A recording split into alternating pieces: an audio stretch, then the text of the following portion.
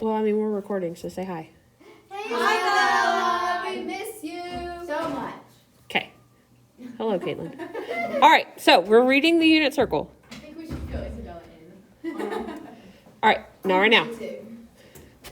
Okay, so this is basically just like a graph, right? That we've done.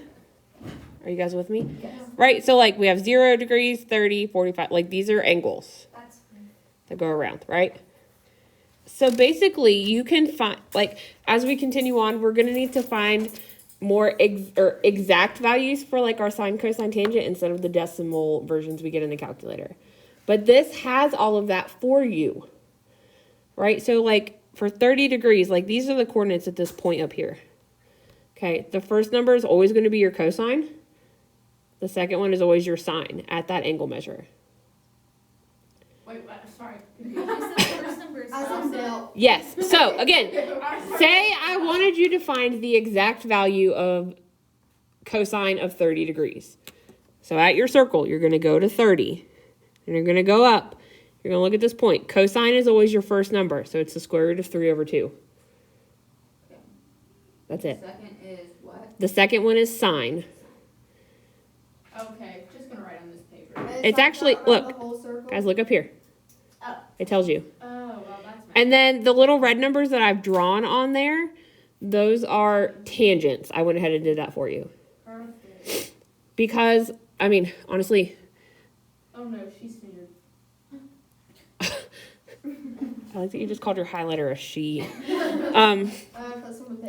Okay, so then also, those are the tangent values. I forgot to write them on for these. So, tangent at 0 is 0. 0 here. And then it is undefined here and here. So your answer would just be undefined? Yes. Now, the reason that it's undefined is because technically to find tangent, you do sine divided by cosine. So like sine over cosine. So like look here, like 1 over 0. You can't have 0 on the bottom, right? So it's undefined. Okay. So is this it? Pretty much, yes.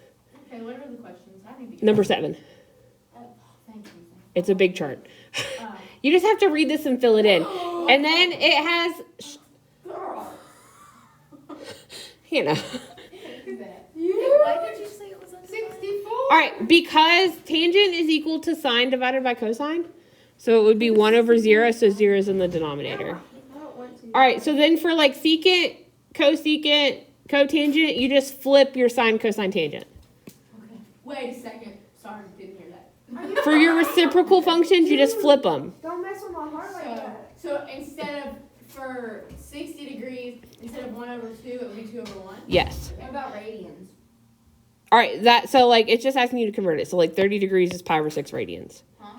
Look here, like 30 degrees is pi over 6 radians. 45 is pi over 4, 60 is pi over 3. Yes. All right, and then, hey, one more thing. I'm just making your life.